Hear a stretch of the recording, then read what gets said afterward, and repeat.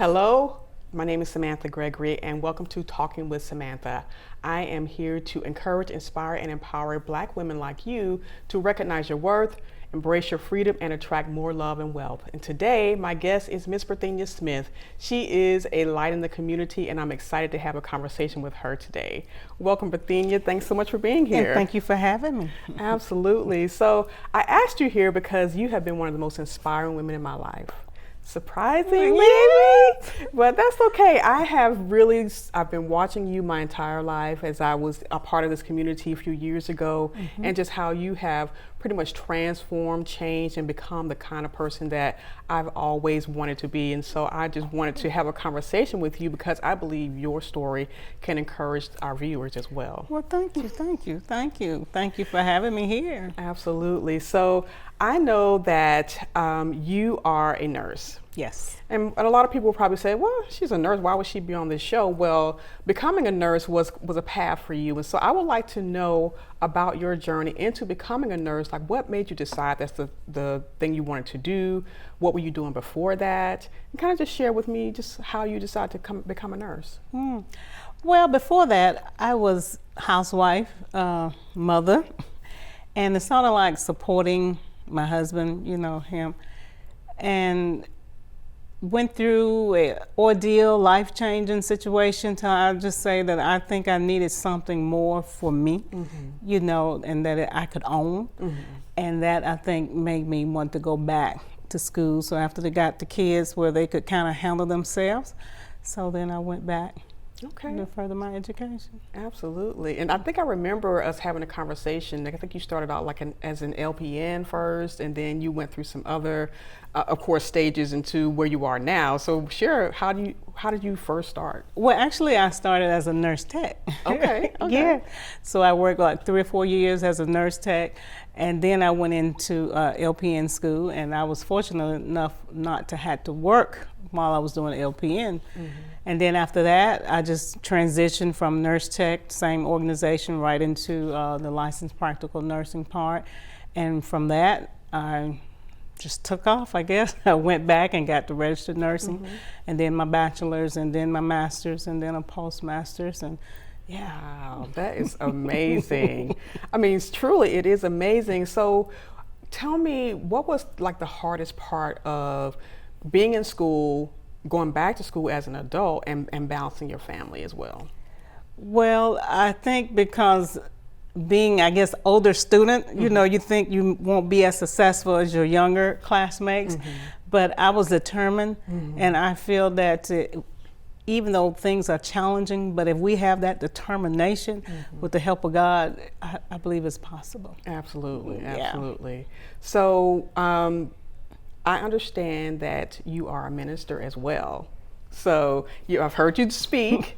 And so one of the things I know that a lot of people have is a fear of public speaking. So how did you initially get over your fear of public speaking? Well, I think I owe that to my mother. Okay. Because when we were young as kids, as far back as I can remember, she always had us active in church, like up front doing something, poem or something, So I was kind of, I guess, accustomed as it just grew in me. It was just a part of who I am. But of course, moving into a different arena and get to meet different people, going to different locations, you still have that nervousness and that fear, but I kind of like not focus on them and just focus on the Lord, or find me a point and just go, because I just love Him and doing for Him. So it sounded like it just come naturally, huh? Yeah. So do you have to do a lot of preparation? I do, because depends on the situation and the topic and theme and everything, the people, the audience. So I kind of take all that in consideration. But first of all, I have to get me right.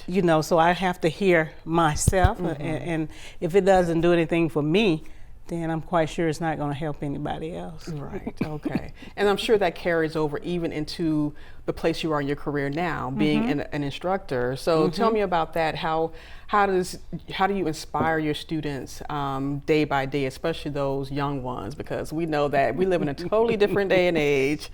So how do you Do you translate some of that speaking into the classroom, and how does it impact your students?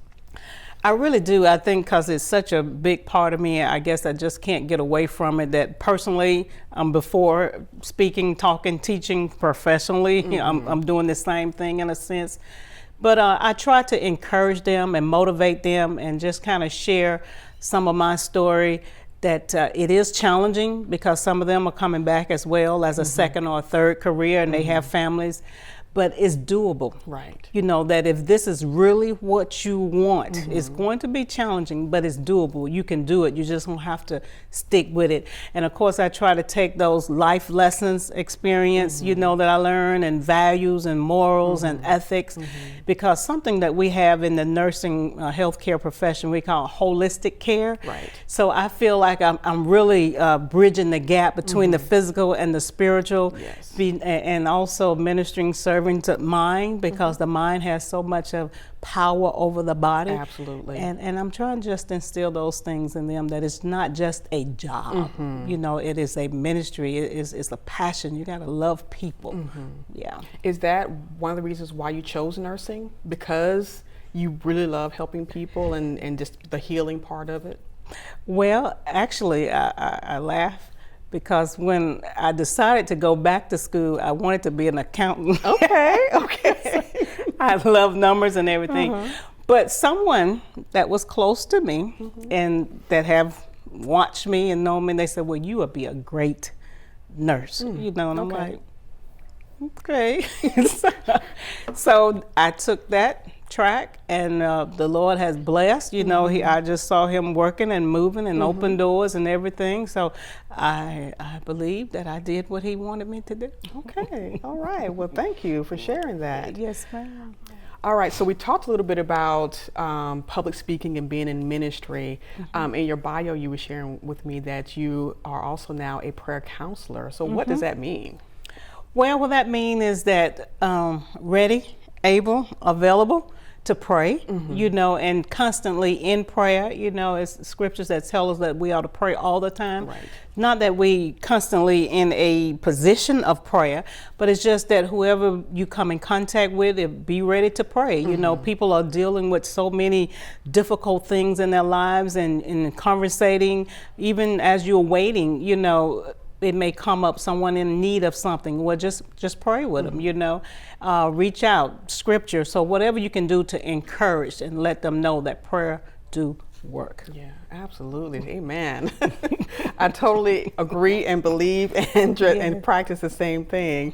So one question that I was thinking about even as I was driving down today, and then put in my notes, is who is the woman that has impacted your life the most, and why? Well, I honestly, it would have to be women, because of course my mom, you know, that's a strong lady, and just recently lost her. But and now I realize even more what a impact she had on my life. And then it was just the elderly, like in the church, you know.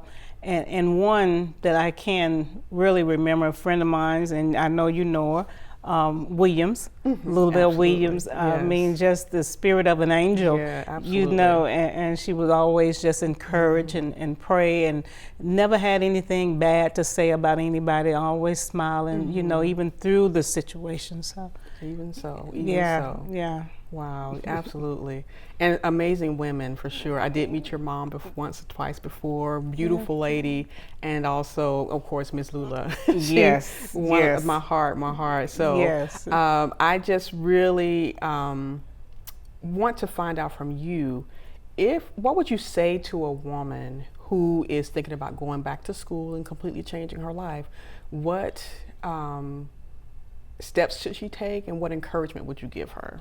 Well, the first step I would say is seek the Lord, seek counsel, you know, from a higher power, because he can make those impossible possible.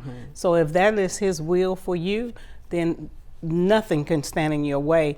But definitely, we all need to know self and find out exactly what you want to do, what makes you happy, what Sure. motivates you, what moves you. Right. Because if you're doing something that you love to do, it's not a job. You know, you really enjoy it, and those challenges that you will incur won't be as challenging because this is something that you love to do.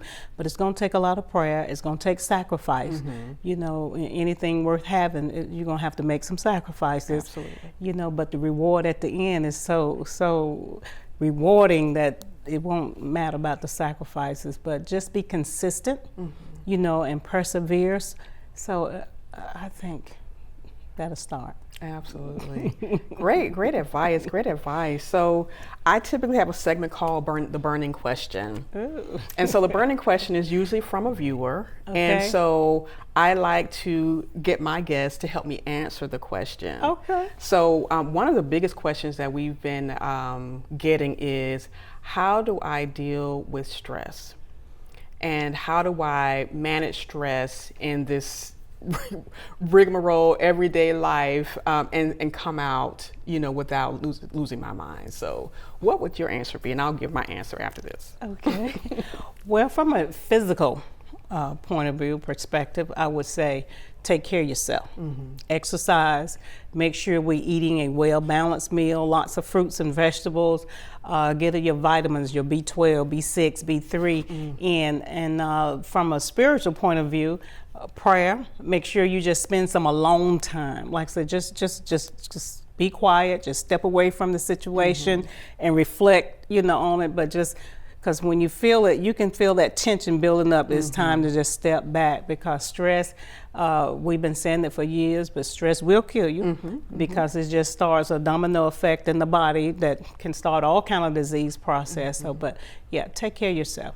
Exercise, do something for you. Don't feel guilty about doing something for yourself.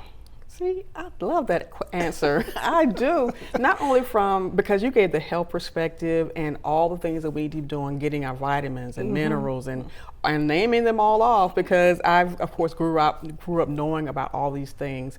But I don't think we hear it enough in the media, and so, which is why I have this program, you know, so we can share, we can understand there are some things you can do. Right. You can actually take control of any stressful situation and the stress that's happening in your life. Absolutely. And then especially from a holistic perspective. Absolutely. So, and I love that question. And my answer is similar, but I know from personal experience how stress has that domino effect of illness. And because it causes your body to kind of go in fight or flight mode. That's right. And then the inflammation starts building up, and then illness starts to rear its ugly head. So Exactly. from to answer the question, how do you deal with stress, is definitely to have a regimen of self-care. And if you don't have a regimen of self-care, that stress will continue to build up.